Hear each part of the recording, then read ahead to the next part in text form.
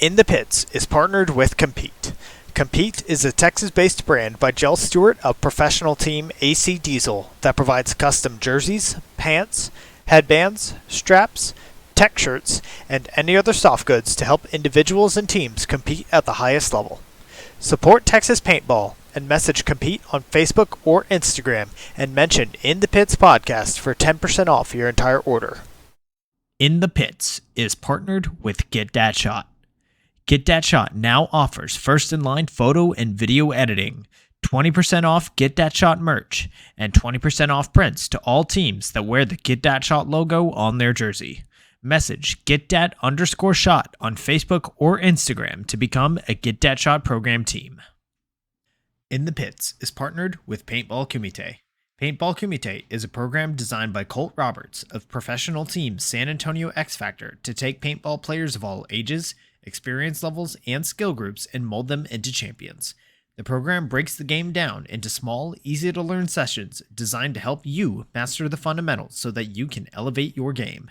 Newcomers to the program get a free 1-hour introductory class when mentioning In the Pits. To sign up for a class, message @PaintballKumite on Instagram. Welcome, everyone, to episode 27 of In the Pits Paintball Podcast. This podcast is focused on everything that has to do with the paintball scene here in Texas, from professional players and teams to new divisional programs, local tournament series, field owners, Texas-based brands, even photographers and videographers. Every week, we'll have a short and sweet episode with a new topic and a new special guest. I'm Christian Smith. I'm a player for the Texas Titans, and this episode we are going in the pits with Ryan Hall, player for Los Angeles Infamous and owner of Arc Anodizing. Ryan, how are you doing this evening? Great. You know, holidays right around the corner. The shop's hustling and bustling. Everything's good. Yeah, I bet. I know that. Are y'all doing the like your usual holiday special like discount on Anos? Oh, we got a couple things going on. We got a lot of stuff going up on our website right now. So next couple days you'll see some things kind of going up on the website, and that'll be like most of our holiday stuff going on. But I mean, we can see kind of some of the stuff we have going on over here. We did 13 guns today. It's crazy right now. I didn't. I guess I don't know very much about anodizing. I don't know how long the process takes or how difficult it is. But yeah, 13 in one day, y'all must be booming right now, especially after the that showcase y'all had at Cup with Planet Eclipse. Oh yeah, that got us some pretty cool exposure. I mean, it's a several day process, but you know, we have multiple people working on it. We have 5 guys on our team, so a lot of guns could be done in a day, but it's those guns take 3 to 4 days to kind of like move down the line, get prepped, get cleaned, and then kind of get into color. The colorings all happens really fast. So when I say the 13 a day, that means that 13 colored in a day anyway, but those have been polished it probably took a week to polish those things. So it's a several day process. It takes a good amount of time. Gotcha. Yeah, I'd love to talk more about that as the show goes on. So let's go ahead and get started here. So for anybody online listening that maybe don't know about you or like about your history, how long have you been involved in the Texas paintball scene? So I started. I was born and raised in Texas, first of all, Fort Worth, Texas. So started in 2005 on my 10th birthday. So I was begging my parents for years to get me a paintball gun for Christmas. You know, it's all I wanted, and it got to the point where, you know, I only asked for one single thing, was a paintball gun. Um, there was this one Christmas where a cousin of mine had one, and I thought it was the coolest thing. I must have been like 7 or 8 at the time. So I immediately had to have one, and then my parents did some research, which I didn't know, but you had to be 10 years old to play paintball. Back then there wasn't kind of those low impact 50 cal stuff, so I had to wait till my 10th birthday, and then when that came around, I finally got that paintball gun for Christmas, and immediately went out. My birthday's in January, so Christmas, and you know, immediately right after in January, hit the fields. So since 2005, been playing since I was 10. I think I played my first tournament around 08 or 09. Some 3-mans and some stuff. What used to be, or what had become the USXBL back then, it was AXBL, and before that there was a SCPA, were kind of like the local scenes um, that kind of morphed into the USXBL. But yeah, I would say started in '05, tournaments in about '08, '09, and then the rest is history. Gotcha. So you've been playing for close to 15 years in the Texas scene now. So, how about some of those teams, the names of the teams that you've played for over the years? I mean, you've been on, you know, AC Dallas and Los Angeles Infamous, but how about some of those other teams that you were on as you were coming up? Yeah, so the first team I would say that I joined was my local fields, which is Fun Around Paintball in Fort Worth, Texas. I still play there to this day. 10 minutes down the road. So those guys had kind of been around the amateur novice scene, 7-man scene, even kind of back in the 10-man days. And those guys had been around, kind of done that, played some national level events. Um, and then kind of got out of it and then wanted to get back into it. So they started a team called PPS SFO. That was a local team, and I immediately joined as soon as I could. I was probably 13 or 14 at the time. I think my brother had just started driving, so we were both playing on the same team, like driving to the, we finally had a car, a little bit of freedom, finally driving to the local field and playing. So I had only ever played on that team really until kind of college and then AC. Um, so I played all until college. When I got into college, I joined the club team at Texas A&M. Split time between the club team and my local team. I, the tournaments typically um, all around Texas. And then through the A&M team, I got kind of connected with a guy named Devin Stewart and a couple other dudes that had kind of played some high level paintball at the time. At the time, I've only ever played Division Four. There wasn't Division Five back in the day, or I probably would have been playing that. Played Division Four, and that's all I knew. Uh, been to some national events, been to some of the PSPs and some World Cups, but never played above Division Four.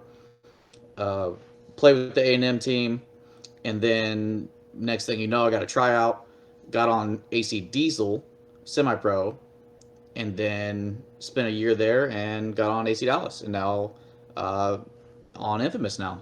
So it's kind of a crazy progression, but yeah, not many teams. So PPS SFO, Texas A&M, Diesel, Dallas, Infamous. So you've definitely been playing a long time, but just jumping straight from Division Four up to D1, and then very quickly to pro after that. That's a very unique, unique path that you've taken on your way up now to the pro division. So over those years and like kind of like through that journey, um, like how did you manage to go all the way from D4 all the way to earning that spot on Diesel? What were you like consistently drilling? I mean, I'm sure being with Devin Stewart and some of those other guys that were on that Texas A&M squad helped a lot. Yeah, absolutely. That was one of the biggest factors. So, um, full story goes, and I've never told this full story.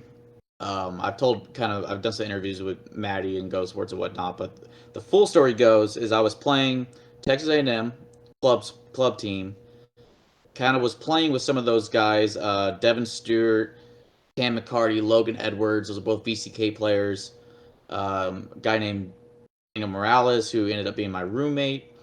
He also had played some Division Two ball, played Division Two with Diesel, and then ended up going pro with AC Dallas as well. So there's a handful of good, solid Texas dudes around. But again, I was only playing Division Four at the time.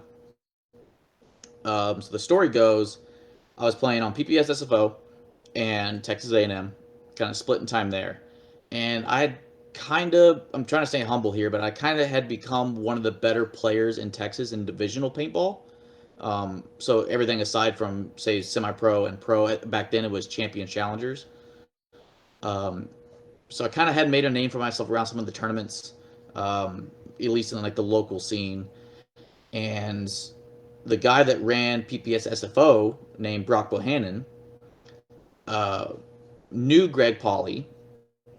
He had been around Texas for a long time. Brock had, again, way back into the Tin Man days when it was Addicted, and then through all this Texas Storm stuff, and been around for forever. So I kind of had a rapport with Greg, and GI Sports had just opened a warehouse in Dallas, and Greg needed some warehouse racking cut, and had called Brock because Brock had some experience of doing that kind of stuff. So Brock called me and was like, "Hey, you need to come help cut this warehouse racking, and I'll introduce you to Greg." And then Brock kind of told him, was like, "Hey, this kid's kind of the real deal. He's got some potential." And then Greg asked Devin Stewart about me, and I guess Devin put in a decent word for me.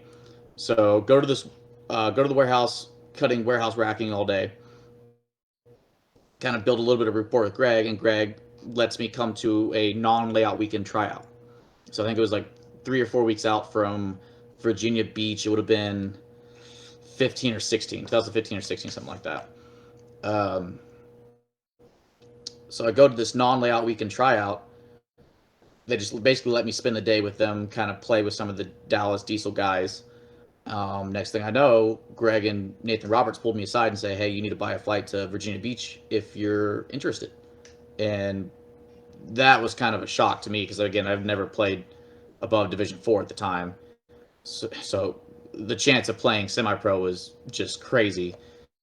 Um, Immediately bought the flight, went and played, and then the Thursday layout weekend, the Thursday practice at the event, I kind of started getting more and more reps on the layout, and the next thing you know, Greg started me the first match, and that was kind of it. It was just craziness to me. I mean, the nerves going into that were ridiculous.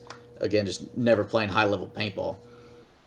Um, but over the time, when I playing on Diesel, I had a good long talk with Greg, and he kind of asked me, he's like, "What are your goals? What are your ambitions? Are you trying to play? Say that you've been there, done that? Are you trying to develop? What is it?" And I told him, I want to go pro. I didn't think I'd make it this far, and if I'm going to play real high level paintball, I want to go pro. Just because I like the competition within myself. I like to see what I can do. So Greg told me, he's like, "What are you willing to do?" And I was like, "I'm willing to do whatever it takes." And he said, "Can you play paintball 5 days a week?" And I was like, I told him I'd make it happen, whatever that took. So again, the stars just kind of aligning here. There's a new paintball field in College Station, Texas, which is where Texas A&M is at, called Zooms Paintball. Greg talked with Ryan over at Zooms, let him know that, hey, there's this kid, and also Devin, who just got on the team. Devin just left VCK and joined AC Dallas. He's like, "I got these two guys that are in the area. They maybe want to do some drills. They're kind of pretty self-sufficient. They can bring their own paint or whatever, help promote the field and whatnot. Can they come out?" And Ryan agreed.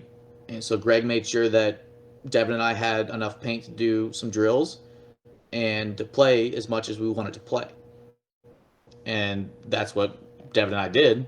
We ended up playing 4 to 5 days a week for almost for almost 2 years, I guess.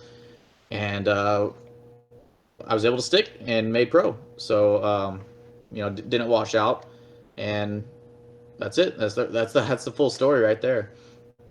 Yeah, I remember back in kind of that 15 to 2018, 2019, back when I was on the Texas Longhorns, we had always heard of how Texas A&M was like constantly playing, constantly doing these drills, largely with how much you were playing, both with at Zooms, and then I believe you also had like a indoor setup at like one of the rec gyms with reballs, and just seeing this whole setup and how often y'all were playing, just we knew like, oh, and also obviously like big names like yourself, like Devin Stewart, like all of the other VCK guys, like we knew that y'all were definitely a threat at the college scene for sure. Yeah, the joke always goes that we used to tell people that A&M was offering crazy scholarships for paintball players, and all these guys came to the school at the same time for these scholarships. But it would, again, just the stars kind of aligned. So you had in college paintball at the time, you had little like little flashes of stardom. You had the Bornstein brothers, which I actually don't even know if it was both of them or if it was just Corey, played at Long Beach. Then you had some of the Vicious guys played at the University of Omaha, and there's all these like flashes of these pro guys, and whenever you get one or two pro guys, that team usually did really well. At A&M, it worked out that I had just made semi-pro. I was probably the least experienced player on the team. You have Devin Stewart had played VCK and was on AC Dallas. You had Cam McCarty who had played VCK. You had Logan Edwards, also VCK. Yashu, VCK, and Jake Seabaugh, VCK, and was playing on Zone Semi-Pro. Then you have guys like Daniel Morales, who was coming up the ranks, playing Division II at the time, would go semi-pro and then pro. And then you had some of the alum who was already, or not alum, but some of the more vet guys who was already winning on their own, like Brady Callen, Mike Strachan. Some of those dudes had already won tournaments on their own and were, mid to high level divisional players, and then just the stars aligned and we all played at the same time. And we just kind of had this dream team. It was just craziness. But yeah, so at A&M for the club sport, we had Tuesday practices indoors. They let us use their archery gym, which is basically just a basketball gym that had kind of these archery pads and nets at the end of it. And we would go in there, play reball, chrono down to like 250 or something like that. Do some reball drills, and it's kind of an indoor thing. It's not this massive, glamorous facility, but it was fun. A lot of fun. It was basically an event, an excuse for people to go play paintball and then go to a pizza spot after and have half price pizza on Tuesdays. But so Devin and I were playing with Dallas or Diesel Saturday and Sunday. Usually take Mondays off. Indoor Tuesdays. We'd do drills Wednesdays, Thursdays. Take Fridays off. Get ready to go, or drive to wherever we're practicing at, and then practice again Saturday, Sunday. So 4 to 5 days a week, every single week, and it was just madness. But spending time behind your gun is, I mean, you get good so fast, no matter what drills you're doing, just being behind a paintball gun. Oh yeah, especially with how much y'all were on there. I mean, like I know that a lot of people that I've talked to, like in kind of low to mid division, they're seeing big improvements just going 2 days a week, Saturday and Sunday, or like Sunday and then like one weekday. I can't imagine going 5 days a week. How quickly you kind of increase your trajectory there. Yeah, and it's not. I know that sounds like a completely unreasonable kind of feat, but just because paintball's not a cheap sport, and the amount of paint involved. But honestly, a lot of times Dev and I would go share a case. We'd shoot 500, 1,000 rounds a piece. Just spend an hour and a half behind a gun, and that's really all it takes. You do that every single day. Just a bag here, a bag of paint here, a bag of paint there. Just spending time, holding your gun. Your shot gets so dialed. You never have to like shake off the cobwebs, Sunday morning or Saturday morning whenever you're playing again on the weekend on a layout. You're dialed 100%. Yeah, well, that'll definitely do it. So with all of the time that you've like spent here playing in Texas, all the way from 2012 on all the way up to now. Well, I guess no, 2008. We said almost 15 years. So with all that time that you've been playing here in Texas, like, what are some of the things that you've noticed that have changed over the period of time? I mean, you've also risen the ranks really quickly, but just over that period of time, what are some things that you've noticed have changed about the scene?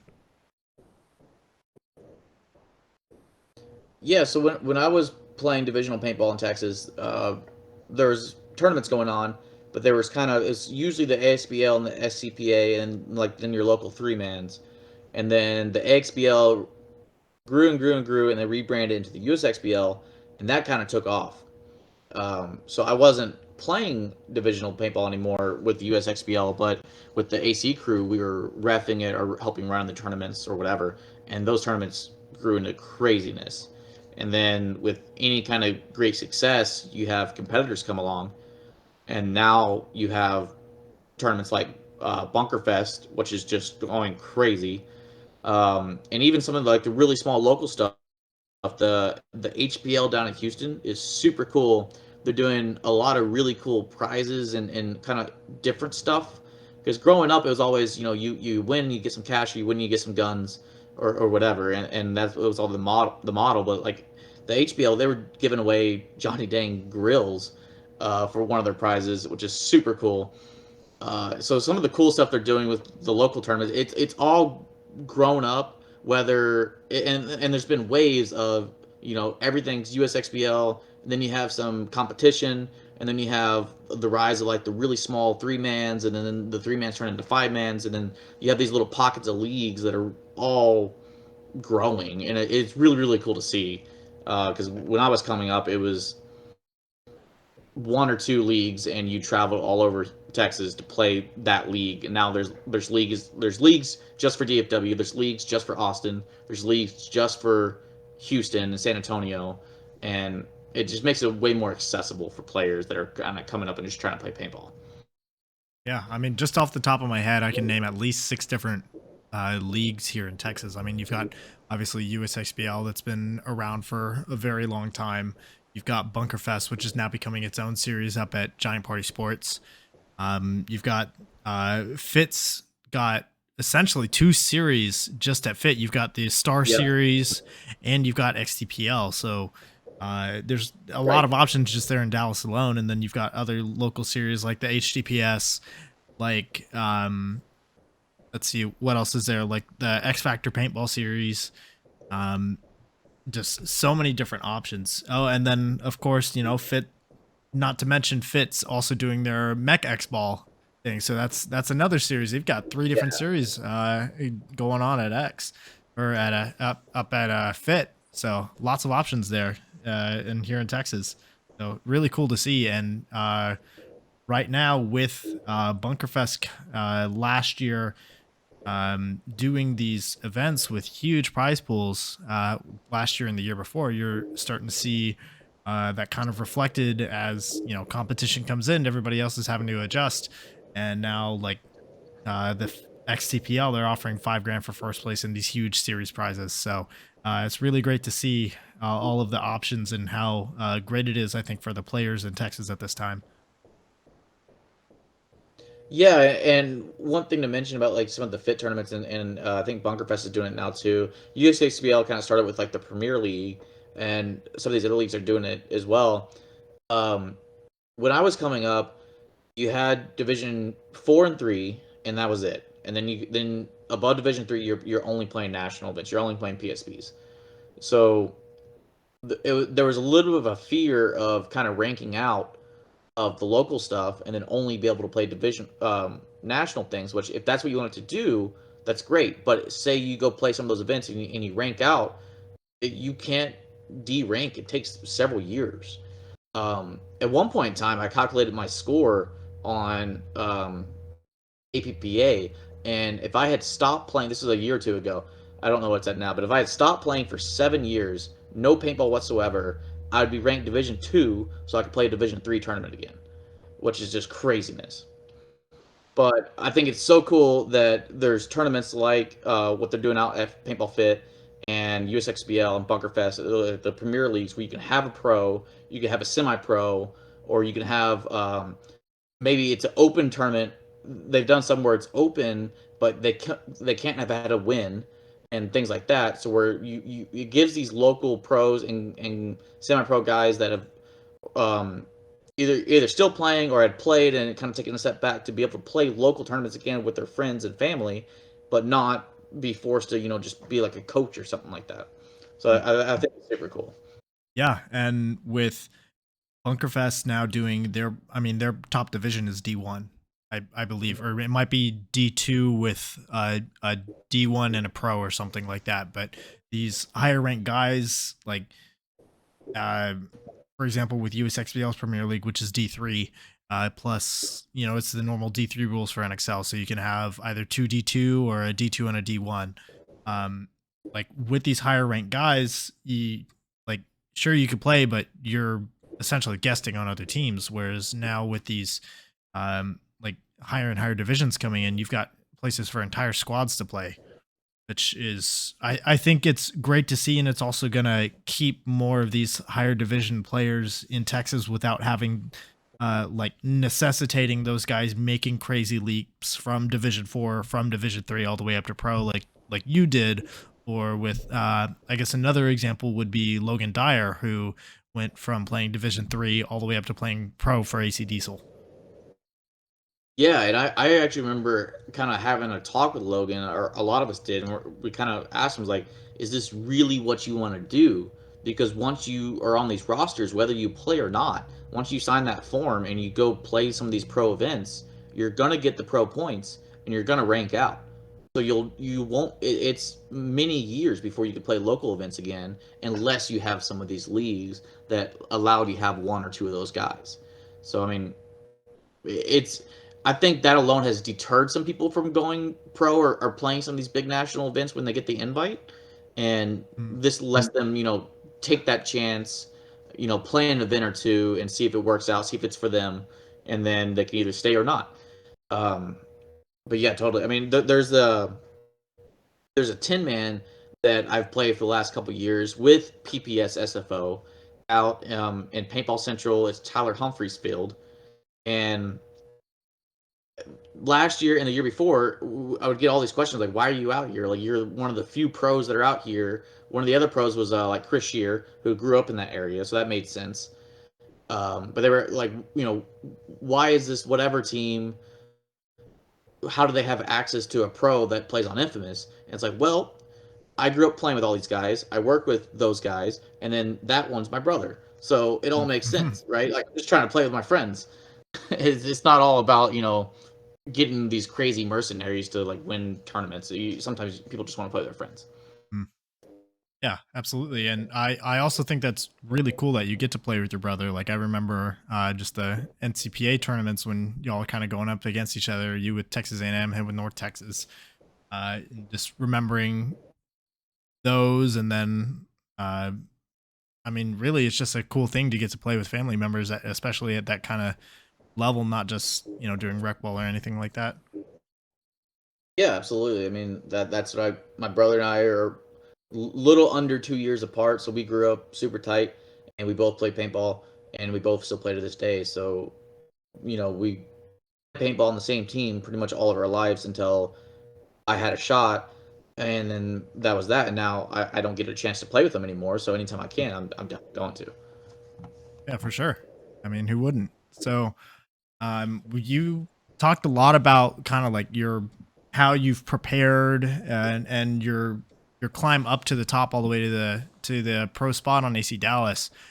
So let's talk more about your time on AC Dallas. So from about like 2017 to 2020 ish, AC Dallas was consistently like one of the top teams in the NXL, and throughout that period, I think they had like 3 or 4 finals appearances, but they were never able to get that first place for whatever reason. So, looking back on that time period now, do you think that there was like, was there a specific thing that was holding y'all back from getting that win, or was it just like different circumstances depending on the event?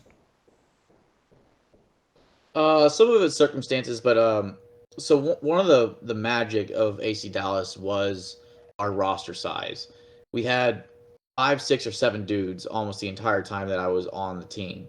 So the beauty of that is that when you're practicing and when you're getting ready for tournaments, and then when you're at the tournaments, you have dudes that are getting so many more reps on the field than anybody else.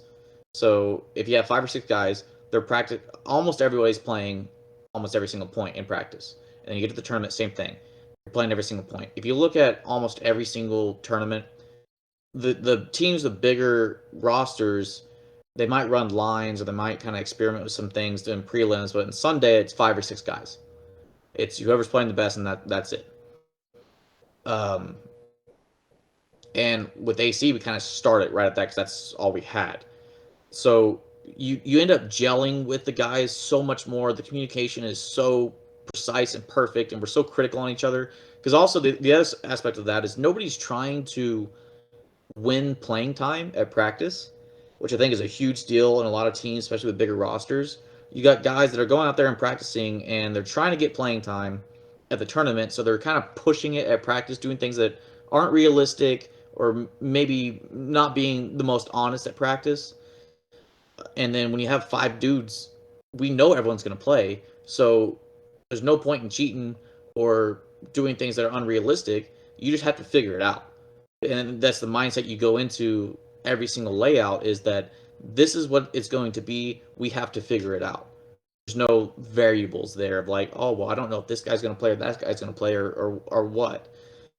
Um, so that was one of the best things about AC Dallas. The downside about that is that when you get to those finals matches or the deep into Sunday matches, and you've played 50 or 60 points in a weekend, and the guy across from you's played 30, it adds up. It's tiring. I mean, I remember a few finals matches where we're on the start box and my legs are shaking, and it's just craziness, you know.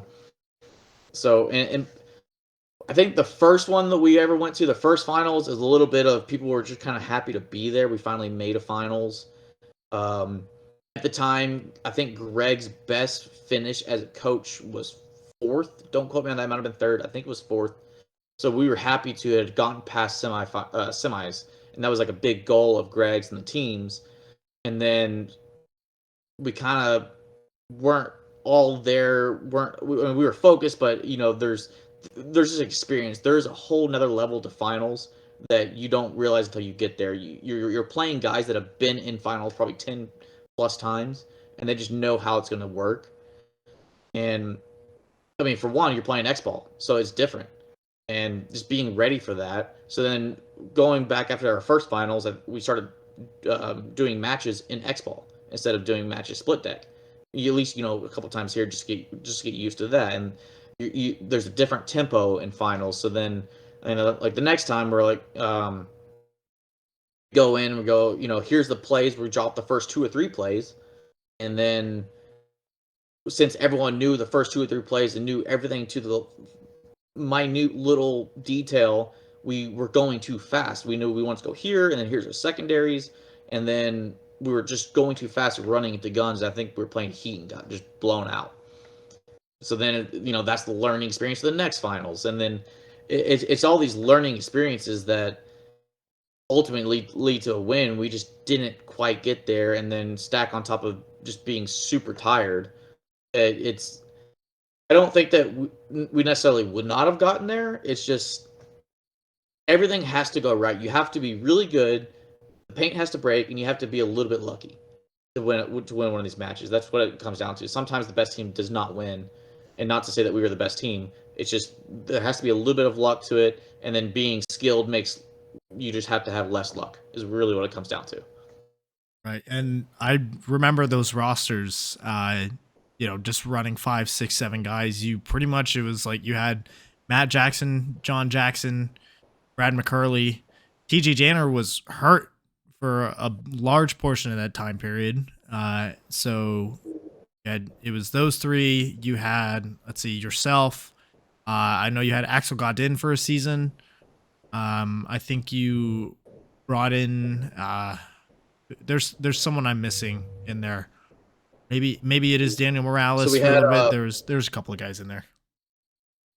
No, Danny played after I had left Diesel, or after I left Dallas. So it was me, TJ, Don Fuzz, and Brad for a lot of it, and then some events that was it.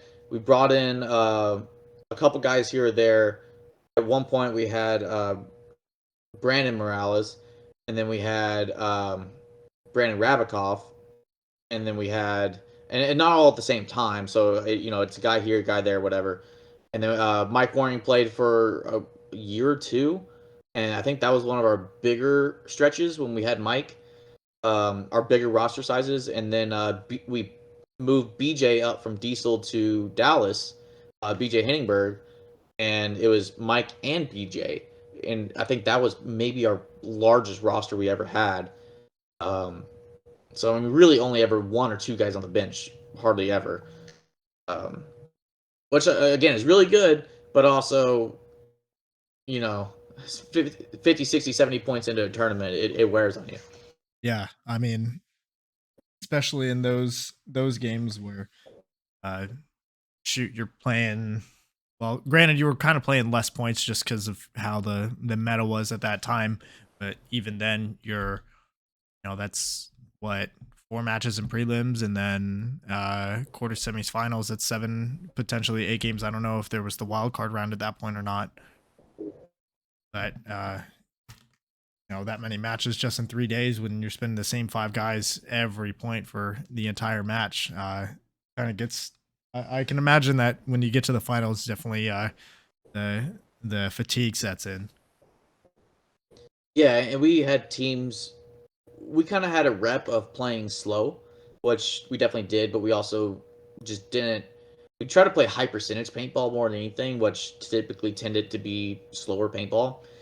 But teams also knew our roster size, and they would try to push fast points on us. So they were going to go, okay, we're going to try to play more points, win or lose, and kind of wear them down. So I think a lot of teams that when they played us, they specifically tried to play more points just because they knew we were spinning the same dudes. Got it. All right. And kind of talking about that gets me a little bit into my next point, which is this system that y'all were playing under Greg Pauly. So Greg Pauly, he's a legendary coach and has even been credited with some of like the zone and playing crossed guns, locking down zone, like this whole system of paintball. He's been at least part of that's been attributed to him and how it's changed how paintball is played. So what was it like playing under his coaching? So Greg's an interesting coach in that definitely deserves all the praise and respect that he gets. So I just want to start that off. But he doesn't have the coaching style that a lot of people think he has. When he was on Vicious, he was ultra hands on, kind of like right in the pits, right in people's faces. And part of his move, his physical move to Texas, was he kind of wanted to rebrand himself and like restart, take a new approach. So he didn't get ultra aggressive towards players like he used to. And there would always be people that would come and like visit, or Greg would always say it and stuff. They're like, oh, it's the new Greg and whatnot. But so on AC we had a lot of really intelligent players. So you have John Jackson, who's won coach of the event on Edmonton Impact, one of their events. So at the time John was playing, TJ Danner, super smart, was super smart. I like to think that I have a good amount of paintball IQ. So Greg kind of he developed a system that kind of let us run our own show. So I guess there's two systems going on. First of all, his style of play, the zone defense style of play, that was more or less developed to allow lesser talented players to be competitive, just based on necessity. And I'm not dogging on any of these players back in like Vicious days or anything like that. Greg took a bunch of kids that had no business being where they were and made them into real deal pros. So again, not dog on anyone. Like it's totally legit. And the way he did it was through this style of play of everyone does their job, and when those jobs break down, here's the switches, and it's pure trust in your other guy. And all you have to do is do your job and execute, and things work out. Now it's not flashy. You don't have single guys, running down the field doing all this crazy stuff. But all you had to do was your job, and things worked out. So that's what he instilled in me. Back then, there was the wall bunker, right? And that's kind of where I ended up being. And my job was to not let a guy pass my gun and then try to get 2 guys off the field. Nothing else mattered. I didn't have to worry about, is now the time to trade out? Is now the time to make a big run through?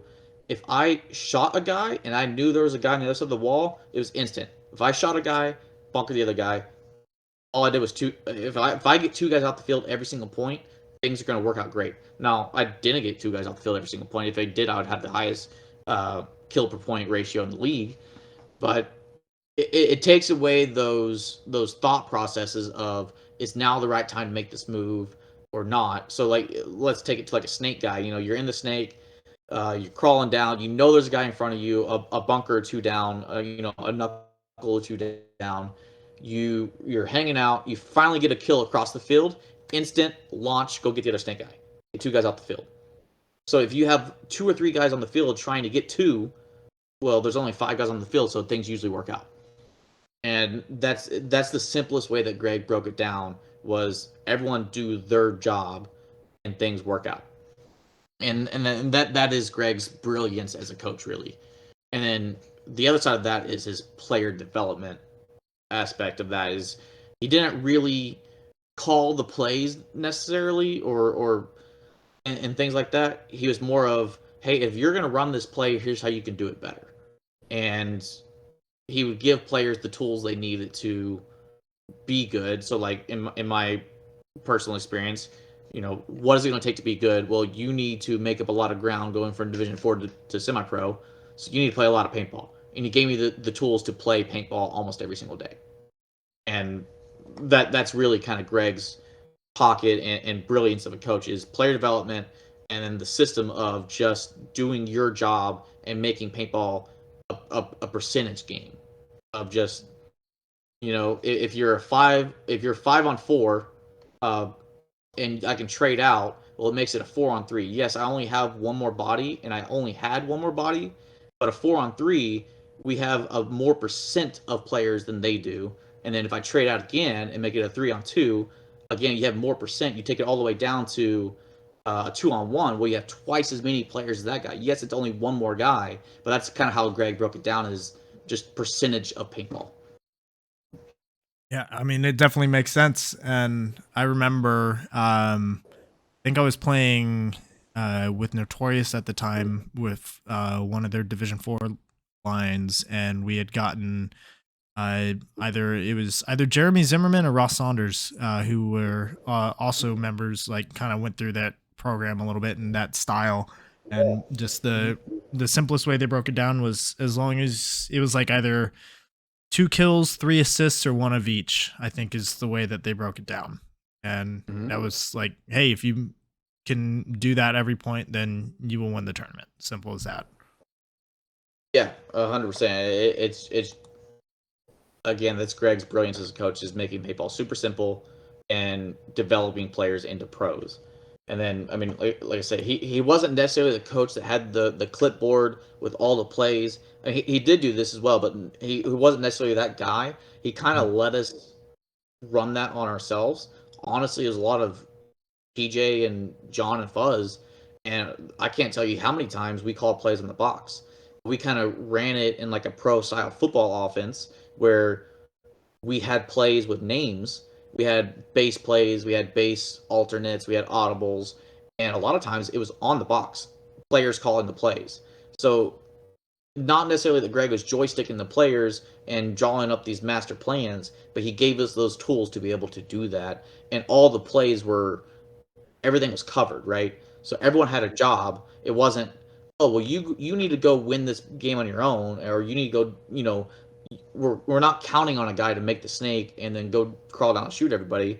Everyone's job was to, like you said, 2 kills, 3 assists, 1 of each, and each play was designed to do that, so we could go to the box, call a play, run it, and just do your job. Yeah, well, it definitely, the brilliance and the results showed. I mean, y'all were a top team, and even now that roster is broken up, like every single one of those players are now, top players on their rosters. I mean, Matt Jackson goes to a stacked Impact team and then immediately wins the Golden Barrel on his first event there. TG Danner comes and shines on X Factor. John Jackson goes and gets Ironman. I think that the event or that season that John Jackson went to the Ironman, that was their first win in however many years. Is that correct? I don't think John has a win on the Ironman, unless I'm mistaken. Um, but he definitely got him right there. But I think John, TJ, and I are still searching for those first wins. Got it. But yeah, I mean, very first event after the breakup, it's me with Infamous in the finals and Fuzz with Impact in the finals, and both of us started. And then all of us started on. I think everyone's team made Sunday. I want to say that first event, and everyone started on their teams. I'm pretty sure. That's correct. Hmm. Well, that whole roster has gone on to really shine on their respective teams. I mean, even like Logan Dyer, who was briefly on AC Dallas right before the breakup, and then same with BJ Hanningberg, both of them going to Diesel. So they're really doing well, and that speaks to the player development. So before we continue, I see we got a couple people in the chat. If y'all have a question for Ryan, go ahead, get that in the chat. We will get to all of the questions from the chat towards the end of the episode. So now we've talked about kind of your past and your career so far. I want to talk about your business that you have in the background there. So let's talk about Arc Anodizing, which for anybody who's unfamiliar with the anodizing process, it basically you take a paintball marker, you strip it of its color, and then you can put pretty much whatever design you request on there or whatever you pay for. So Ryan, could you talk a little bit about like the science behind the anodizing process? Yeah. So overview. What anodizing is? It's a corrosion and scratch resistant coating that is bonded to aluminum that you can then dye and make look cool. So if you deep dive, what it really is, it's what we're doing is we're stripping the current anodizing off, or if it's already raw, then we're prepping the parts. We then anodize it. Which essentially what we're doing is anodizing is aluminum oxide. So the parts are made of aluminum. We're doing aluminum oxide. If you know anything about what rust is, rust is iron oxide. So we are essentially rusting purposely the aluminum. But when you do that, aluminum rusts clear. Um, so you're building these tiny little crystals onto the aluminum that is bonded to it. It's not like paint or something like that can chip off. And then since it's clear and it's porous, like these little bitty rust crystals, you can then dye in between those rust crystals and then cap it off. And the benefits of doing that is, one, it looks cool, and two, again, it then won't continue to corrode. And aluminum oxide is way harder than aluminum is. So actually, I think I see in the background here.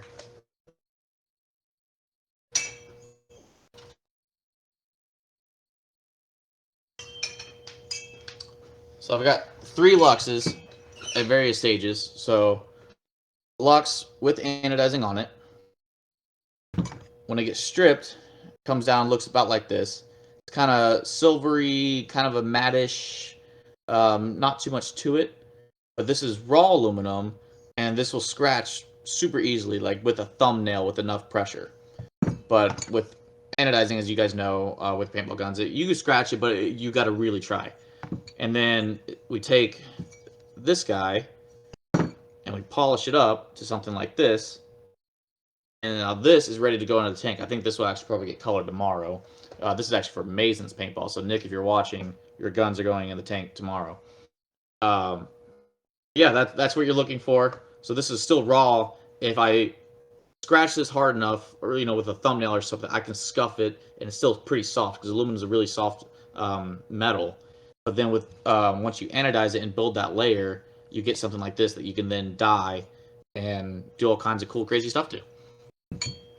Yeah, so I'll put these here back. Let me. I love how you have all of this ready to show. I mean, it really just it makes the understanding the process behind it a little bit simpler. So, I mean, what was it that made you want to kind of get into this line of work?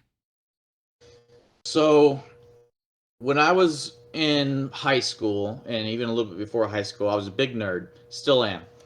I loved building autocockers, which is kind of odd for a high school kid to like, because that's kind of an older kind of gun. But I just like tinkering with them.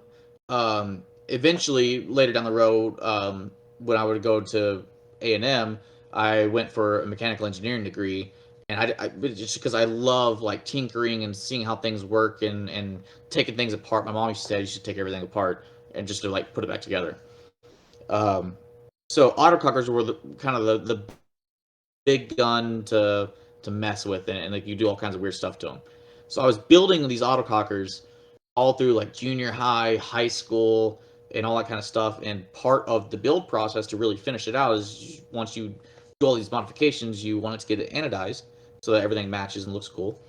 And after so many builds, I had paid for so many anodizings that one of the local guys, Brock Bohannon, who kind of pushed me to Greg, he I was just like this local field rat building autocockers, and he kind of made a joke. It was like, why don't you just get like an anodizing kit? Like you can get these little at home, bucket anodizing kits, and just do it yourself. Like try to save some money. Like you the cost of one job is the cost of this little crappy kit, and then after a couple jobs, you kind of pay for it or whatever if you could figure it out. So I did it. I got one of those kits. A buddy of mine named Austin. Kind of we split it. I think it was like $500 or something like that for this crappy little kit. And funny enough, we both started the company together, ARC Anodizing. So that is actually what ARC stands for, Austin Ryan Customs. We also thought that alliteration sound good, so anything that says AA, ARC Anodizing, just sounds good. And anodizing has to do with electricity. Arcs, whatever. We literally sat down with brainstorm notepads to do this crap one weekend. But that's what ARC stands for, Austin Ryan Customs. A good friend of mine, Austin McDonald, we started the company together. He ended up going for a PhD in physics and kind of stepped away, didn't have time to do it anymore, and I absorbed the rest of it and just kind of never stopped.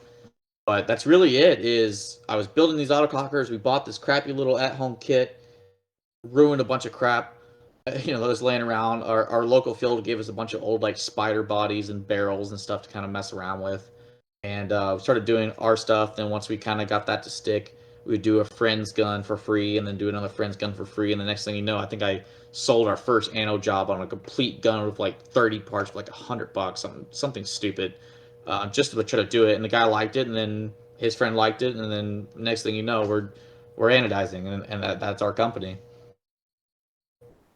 Yeah, I mean, it's definitely blown up lately. I mean, you've gone from just doing a few guns here and there, mostly like solid colors, a few splashes, but now, like within the last 2, 3 or so years, you've done more like intricate design work. Most famously with Haley Leva's Lilo and Stitch LV. So, kind of since that made it, way across the internet, you've done more and more of these intricate designs. Like a few of them that I saw just somewhat recently was like the Red Bull Racing one, which got a lot of attention. You did the Ghostbusters gun, you did the Chick-fil-A Geo 4. So with all of like these more intricate designs, I mean, obviously I'm sure it's much more difficult to do than just normal solid colors or splashes or fades. But was there like new techniques that you developed to make these detailed designs more possible, or what was it that kind of made all of these like more intricate designs happen? Yeah, so anodizing is kind of fun in that it's a real small group of guys that do it, and women. There's not many people that do graphic anodizing, so basically anything aside from solid colors. Um, there's actually a lot of anodizing shops kind of everywhere. You can find industrial anodizing shops in pretty much every major city that'll do solid black or something like that for you. And I've shown some of my stuff to those guys, or some of my work has been shown to some of those guys that are on those shops, and they don't think it's actually anodizing because it's not possible. But and not to say that like we do the stuff that's impossible. It's just that the way they do things, you don't want a blemish. You want it to be a perfect, solid color and come out perfectly. Well, what ended up happening was you have all these guys that are just doing these little at-home jobs in their garage with not professional equipment, and they get these little blemishes on their stuff. And the next thing you know, some of the blemishes kind of look cool, and they replicate that, and they start developing those techniques and intentionally doing blemishes, and next thing you know, it's style. So like an acid wash is one of our most popular things. Has been done a million times by us and other people. That is a blemish. It's just a controlled one.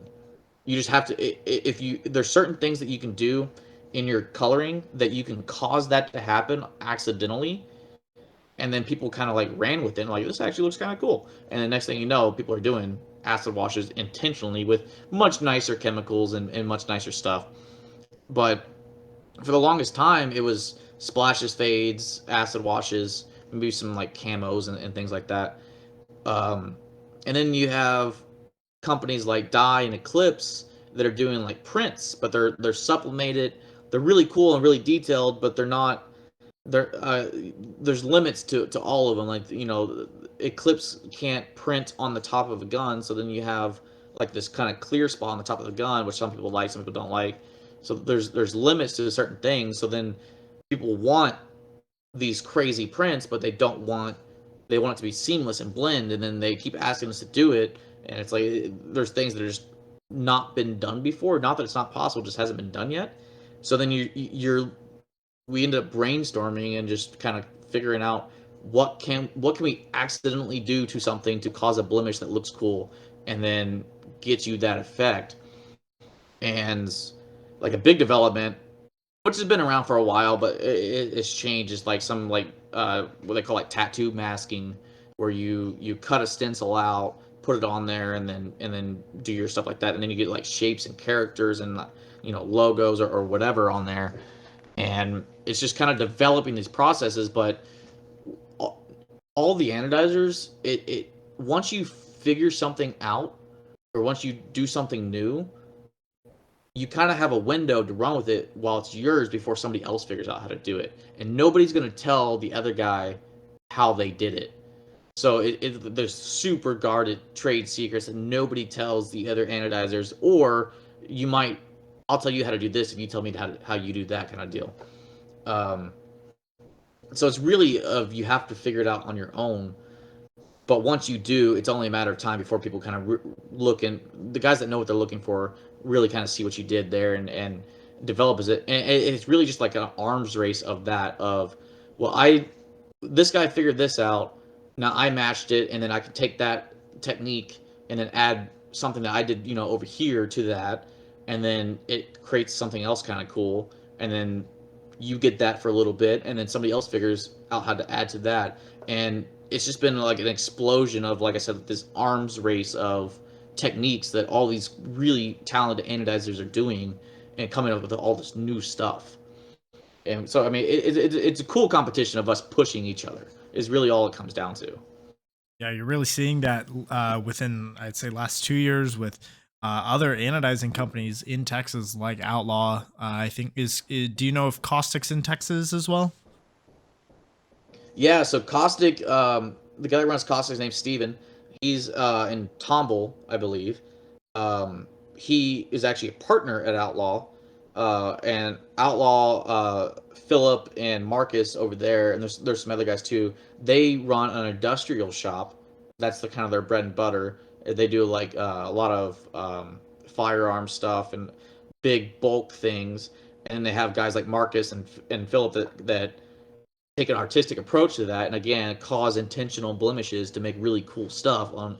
And next thing you know, that's like their own little side business in their to pair with their industrial side, is they could do all these like kind of cool intricate stuff too. And it's everyone knows each other, and we all have like a good friendship more or less. And but it's you can definitely you figure something out and then you kind of flaunt it for a little bit and like I know something you don't know kind of deal, and you trade that secret for something else, and it pushes us all to make really cool stuff is really all it comes down to. Yeah, there's been a huge uptick in these really cool, like intricate designs since that Lilo and Stitch one came out. I mean, even I know Outlaw has done quite a few since then, and it's cool to see like y'all are like pretty much just like pioneers in this little subsection of the industry. So like have you recently like how much since that gun came out, how much have you seen like an uptick in these requests for these more specific designs? It's almost all we get requested for now. It's that gun was is the bane of my existence. It was really cool. So everything kind of aligned in that you know, Haley hit us up and wanted something unique, and she really liked the Stitch thing, and she had this headband that was it's more or less essentially what the gun is. She's like, here's my idea, you know, kind of do whatever you want with it. And then Brock, who works with me, um, his family spends a lot of time in Hawaii, and his in-laws have a house in Hawaii, and so they're always going back and forth. So Brock kind of loves that. I mean, Brock has like all kinds of Hawaiian tattoos and stuff too. He loves that kind of culture and that kind of imagery, and he's had these ideas of making this like kind of Hawaiian landscape for forever. We've just never done it. We've never had the time to sit down and do it, or like it's hard to do your own guns when we just have so much stuff to do. So when that gun came through and Haley let us kind of do whatever we want, and he saw like more or less what the headband that it's based off of was the Hawaiian imagery, you know, the volcanoes in the background and palm trees and stuff like that. Brock's like, I have all these ideas already lined up, ready to go. We just have to pull it off somehow. And we did it, and once we did it, it's now we no longer get asked for the fades and the splashes and the stuff that I spent so long figuring out how to get good at, and now it's all these crazy ideas and people off the wall. I mean, if you could see some of the quotes we're getting right now, it is absolutely ridiculous. What people want, but it's fun. You know, people have some really cool ideas, things that you'd never think of, and then it's just up to us to figure out how to do it. Or a lot of times, people come up with stuff that we've never even thought of. Trying to think of a good one, but there's definitely guns that we get a lot of credit for that wasn't our idea. We just did it, and it's all up to the customer. They just had a really cool idea. And I bet I hope that y'all are at least compensating yourselves financially for all of that extra work. I'm sure it is, because it sounds like all of those stenciling and other intricate designs seems like a lot more work than just doing like a simple splash or a simple fade. Oh yeah, I mean the price goes up with more intricate designs, um, but it is really fun and rewarding. I mean, you can see some of the stuff in the background. We have stuff that we never post and probably never will, but we do within the industry that is, I'm not gonna say simple stuff, but because it is really cool stuff. Really cool fades, acid wash splashes, and things like that we do every single day on top of these crazy custom guns. So we might do one crazy custom gun a day with kind of some of this other background stuff that we do in between while things are drying or while we're setting up the next color or whatever it is. So we're able to, you know, sometimes we take the hit on that first gun because we don't know if it's even possible, and it's kind of just a test piece, and then it comes out really cool. But then people see that, and the next thing you know, they want more of it, or they want to change it to put their own little spin on it, and it is really fun, and it's rewarding, and you know everyone's happy over here. So definitely. I mean, y'all are pretty much just artists, and putting things out on a pretty large scale. Like I know with some of the TM40s that you brought out, it looked like those were those the Project TM40s that you were bringing the bodies? Yeah, here I still have one. So yeah, the Project TM40s. I think I have 11 or 12 of these. But these are the last I think of the Project TM40s in this run anyway. and these will all be stripped. So some of them have already been stripped, but these will be stripped, go to polish probably tomorrow, the next day, and we do a ton of stuff. So see, let me get my finger going. There's LV2s; those are for project. We just finished those today. There's Inception stuff. We probably have 80 Inception guns right now. There's TM40s up there.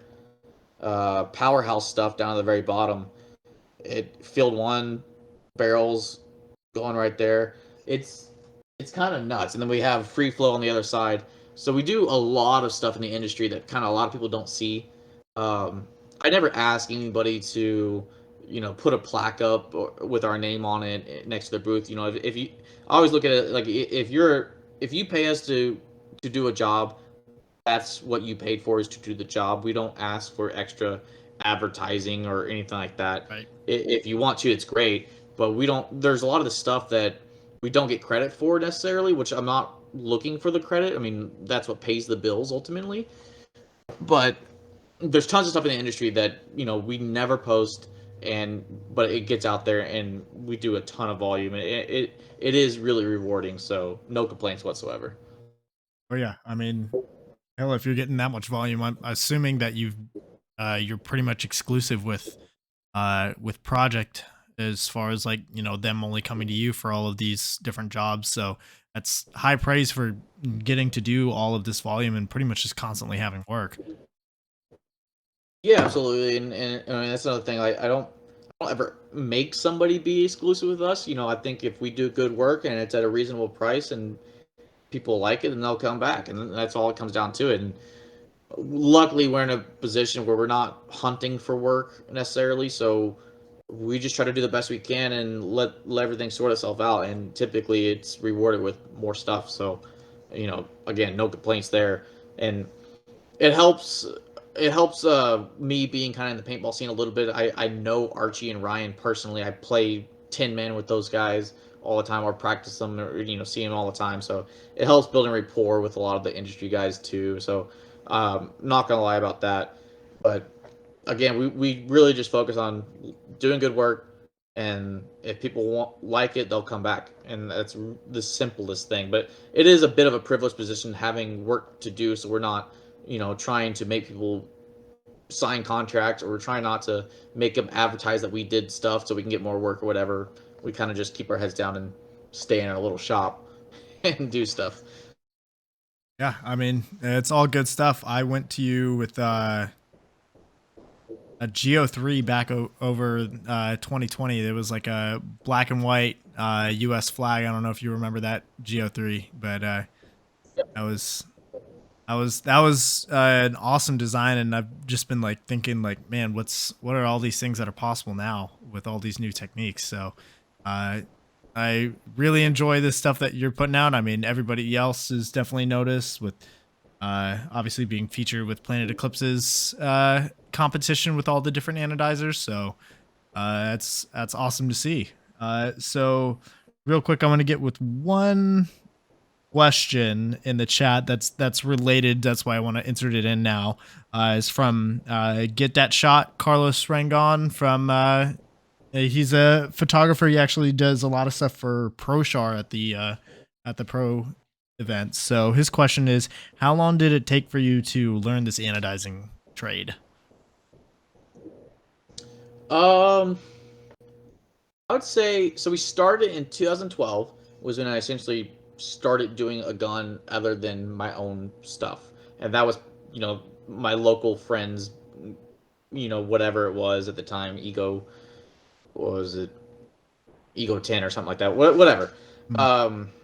So we probably we were fortunate in that our local field that I played at, since I could play there, really good friends with them. They just had boxes of old stuff, old spider barrels that nobody could use, or bodies, or intimidator bodies, and they used to have a custom machine shop too. So they have some stuff that they had tested machine stuff on that was ruined, or whatever, or just like test bodies and stuff that really just scrap aluminum. And they gave us these huge boxes of aluminum that we just do all kinds of stuff on. And Austin and I spent so many nights until the sun came up in my parents' garage, just messing with stuff. We probably spent the better part of a year before we did anybody's project aside from our own one. Even our own personal guns was, I don't even remember what the first one was. I'm sure it was something super simple, like a solid color, whatever. Um, but I would say before we really launched it and kind of became something that we advertised that we did anodizing was probably a couple years of just kind of trial and error and messing around with stuff. Got it. I mean, now it's pretty much a full-time thing for you. So all that extra hard work, and I'm sure you're getting all of that extra material to practice on was huge as well. I mean, similar story with you climbing from D4 all the way to semi-pro, just like having all this extra stuff to practice on, continuously working on it. Yeah, I mean that's always one of the cool things that was one of the big draws to paintball for me was that I'm a very competitive person. Um, if anyone's met me, I'm not a massive person. I'm not some 6 foot athletically dominant person or anything like that. So paintball was I was never. I played a lot of sports and I was pretty good at a lot of different sports, but like I knew I wasn't going to go pro in anything, any sport that I wanted to play. I should have played golf when I was in high school. Is what I really should have done, but uh, paintball was cool that it was, everybody was bad at paintball when you first start, and it's just a matter of how good do you want to be and how much effort you want to put into it, and that's really all paintball comes down to. And so I'm kind of drawn to those kind of things of nobody knows how to do this or nobody's good at it when you start. How good do you want to be, kind of deals. That's really kind of what I enjoy personally. For sure. Speaking of how good you want to be and how good you are now, let's talk about your kind of your current situation with your pro career. So, talking about after your time with AC Dallas, after the 2020 season, so that was cut short due to COVID. The entire AC Dallas roster parted ways to different teams, and they ended up picking up the Paintball Fit guys. So TJ went to X Factor, Matt went to Impact, John went to the Ironman. Brad had already previously left to go to Damage, and then BJ and Logan was on the roster at the time, went to Diesel, and then you went to Infamous. So, could you tell us at all about like kind of what led to the entire roster falling apart? Because like we've seen, big moves here and there, but that's usually like one or two guys. You'd never really see like an entire roster just kind of splitting up. Yeah, so first and foremost, there wasn't like one event or one guy that just blew up or anything, nothing dramatic like that. With AC, we developed into a team that was getting a lot of success and a lot of eyes on us.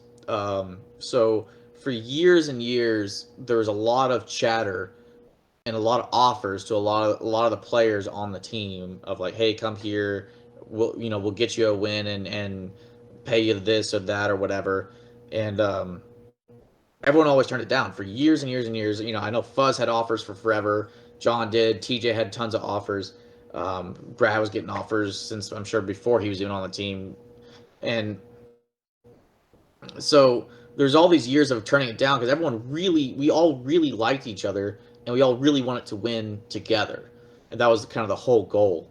And it's still the goal. We still have some like old group chats that still go off every now and then. We're like, wouldn't it be cool to like put a team into like some tournament here or there, if the stars aligned or whatever, or just like get together and play because we all do enjoy each other. Like I went to John's Halloween party and I was in his wedding, or not in his wedding, I was at his wedding.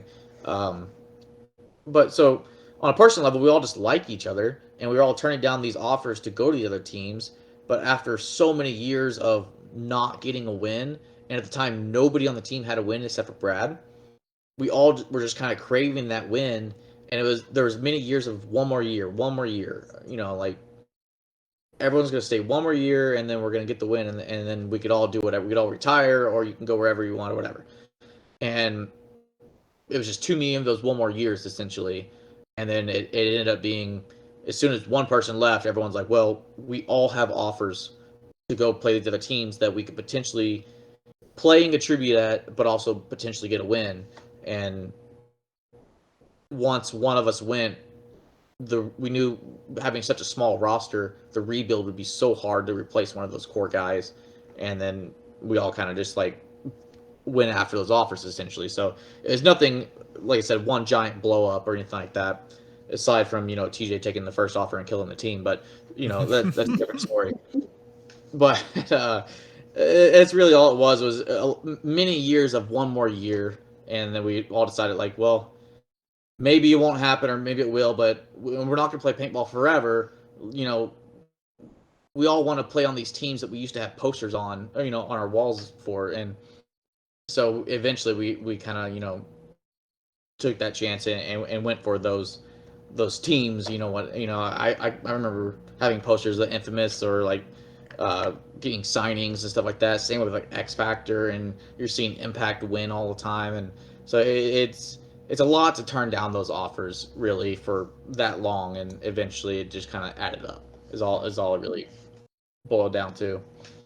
So for you personally, why Infamous? So Infamous really attracted me in that almost every single person on the team owns their own business, some form of entrepreneur. So I mean, Travis owns Infamous. That is his brand. He also has a foundation, FNDN. You have Callie, who's basically works for Infamous now, but was a solo graphic designer for Empire and for the longest time. Kind of ran his own show. You have Cody owns his own business, his huge vending outfit up in Wisconsin. Who else is there? Drawing blanks here, but Brett owns his own business up in Portland, Maine. Massive outfit that he's got going on up there. So that really attracted me. That at the time my business was getting crazy busy. I was working 60, 70 hours a week, 7 days a week, just to try to keep up with demand. And I wanted to kind of explore those options, really deep dive with some of those guys that have been there, done that in terms of owning their own business, and just kind of see what they had to offer. And that's kind of what really Travis and Cody kind of sold me on. And I'm really glad I did, because I've learned so much from those guys. So and that was really it, was the wealth of resources and knowledge that those guys have in running a business. I mean, Infamous as a brand themselves, they are one of the few pro teams out there that have their own business through their brand. I mean, with the whole Pro DNA line of products now as well. I mean, that's it seems like a perfect fit. Yeah, absolutely. Like I said, it was almost a no-brainer for me. And there's some other teams here and there, but it was just so attractive to like once I really kind of started talking to those guys about like, what would you do in this situation, or how do you set up your corporation like this or that, and these are like questions that not everybody knows right off the top of their head, but these guys are just like on it because they've been doing it for years. And Travis kind of promised me more or less that I would grow my business, and it has grown with his help and some other and just time itself. But and like I said, it's Los Angeles Infamous. I mean, I remember growing up, and you got your dynasties, your Infamouses, your Avalanches, even, or Damage went on for run for a while, and X Factor. Those are like the big names that have always like kind of bounced around in my head. Heat. Like, how would you not take a chance to some of these big name teams with being some local? Because I know I've had some success here and there, but I still look at myself as just this local Texas field rat that got a shot. Is really all it is. So it's kind of living like a fantasy in my mind.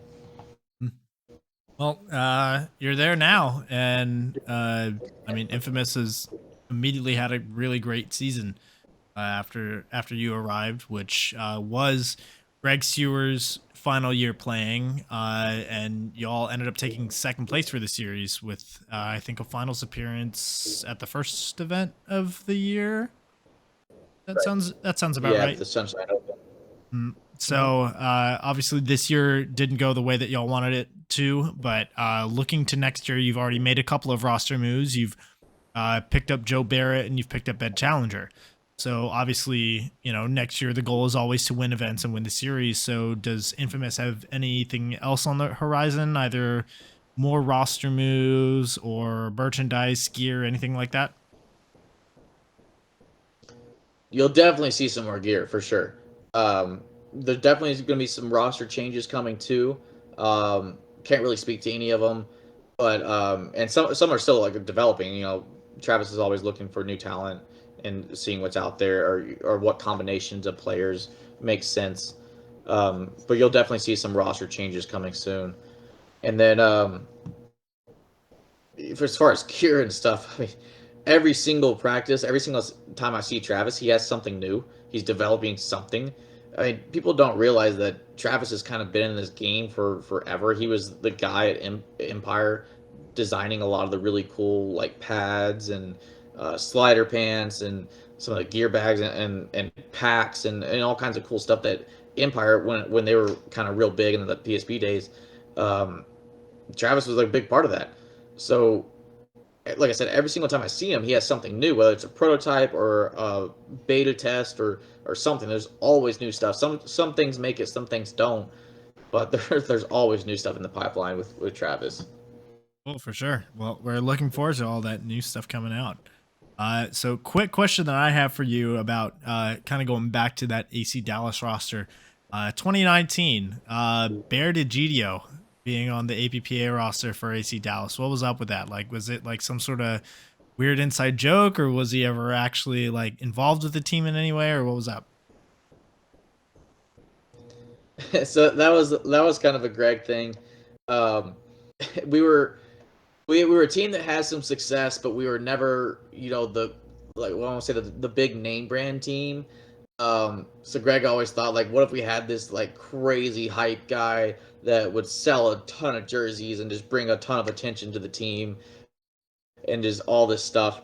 And Bear never made it down to practice, unfortunately, but it was a fun little ride. Like I said, selling a ton of jerseys and just bringing a lot of new hype to a team that was, branded as like the boring, slow team. Just why not shake it up a bit? Got it. Well, all I remember was being a little bit confused at that whole thing and wondering who this guy was. And I don't think he's played paintball since then, but it was an interesting ride at the time for sure. Yeah, it was fun for sure.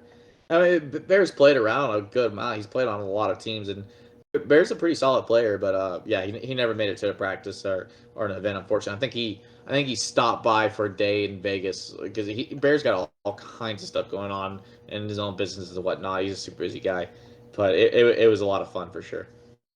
Got it. All right. So now we're pretty much getting to the end of our show. So anybody here in the chat still, last chance to get questions in. So Ryan, this is something I ask everybody that comes on the show. So it helps me figure out who needs to be on the show, helps like those lesser known people out there get their names out. So um, is there anybody in Texas? So it could be Texas based teams, players, brands, projects, field owners, tournament series, anybody, anything based in Texas that has caught your attention. So if there's someone in Texas that nobody else knows about, who do they need to know about?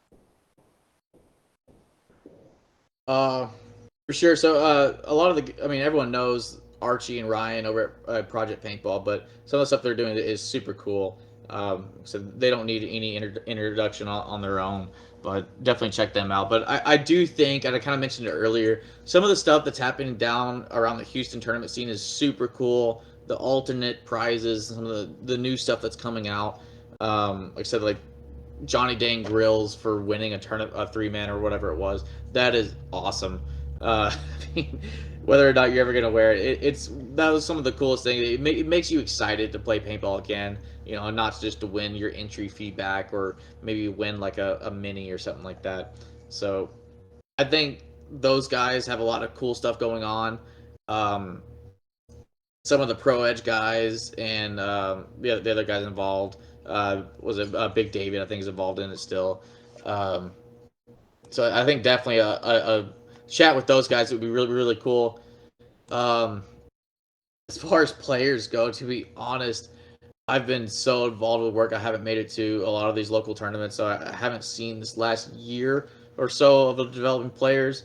I know I off the top of my head, I would have put a lot of the guys on Notorious, but those guys are about to show everybody, what they kind of have going on. Those guys have been around for forever, like Ty Bateman and Markey and those dudes.